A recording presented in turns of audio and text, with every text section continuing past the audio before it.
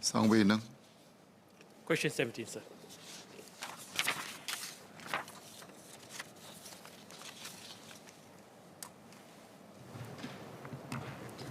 Mr. Speaker, the income ceilings for the purchase of subsidized HDB flats and executive condominiums, or ECs, are reviewed regularly to ensure that public housing remains within reach of the majority of citizen households and that housing subsidies are given to those who need them most.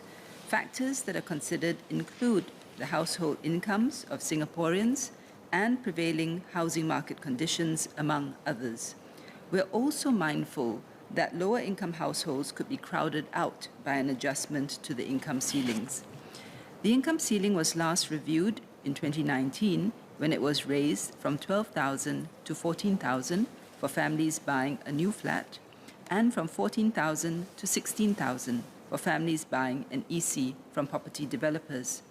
At the same time, we introduced the Enhanced CPF Housing Grant, or the EHG, to better support lower to middle-income families buying their first homes. There are no plans to revise the income ceilings at this point. At the current income ceiling of 14,000, about 8 in 10 Singaporeans are eligible to apply for a BTO flat, while the 16,000 ceiling enables about 9 in 10 Singaporeans to apply for EC. There is no income restriction for the purchase of a resale HDB flat on the open market. HDB is committed to helping Singaporeans, particularly first-timers and lower to middle-income families, to own a home. The government will continue to monitor housing market conditions closely to ensure that public housing remains affordable and accessible. Mr. Ang. Thank you, Speaker, and thank you to Minister Indranee for the comprehensive reply. The real income of Singaporeans may not have increased this year and next year because of high inflation, but the nominal income will likely to have increased if the inflation stays high at 5% this year and next year probably at 10%. So this does not affect only the income ceilings of applying for BTO flat, but also affect the Singaporeans to the income criteria for eligibility for enhanced housing grants, which means that 1,005 now get 80,000 of ESG. A lot of them may exceed 1,500 because of the increase in nominal income, but not the real nominal income. So my second supplementary question is that in 2010, the income ceiling for HDB BTO flat and the EC, the differential is $2,000, 8,000 and 10,000. Today, the gap remained at $2,000, but in 2010, the differential is 25%. Today, the gap is 14%. And the average price of the EC, of let's say a 3-bedroom EC, as compared to a HDB 4-room flat, is probably more than double. So could Minister consider these two considerations? Thank you. I thank the member for his supplementary question, and I also understand his concern, which is about affordability and accessibility for HDB housing for the majority of Singaporeans. So I think that what HDB does and MND does is to look at it as a whole, not just one lever or one particular measure in isolation. And overall, I think what we're trying to do is to look at the demand as well as the supply, which of course in the pandemic years have been somewhat constrained. So to ensure that public housing remains affordable and accessible, one of our current priorities is to rein in the strong upward momentum in HDB resale prices. And to this end, as the member knows, we have rolled out additional measures in September 22 to moderate demand and ensure prudent borrowing amid rising interest rates.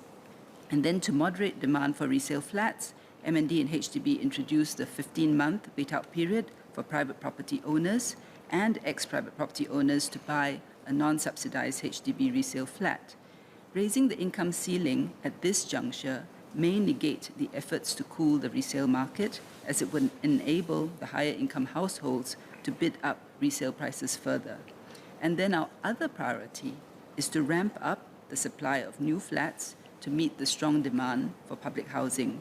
Thus, any review to raise the income ceiling would also have to be balanced against greater competition for the finite resources of government. So I think, in short, what we're really saying is this. We understand the concerns. We know that Singaporeans are keen to buy the HDB flats.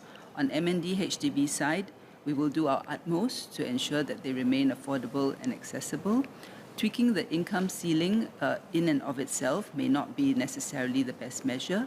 We will look at it overall and see how we can maintain that accessibility and affordability. Mr. Ang.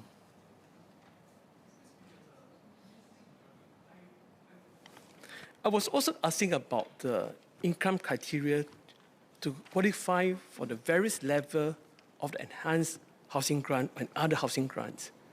So with the increase of the nominal income, you will put a lot of people at a disadvantage that they cannot qualify for higher enhanced housing grant. So that is a question.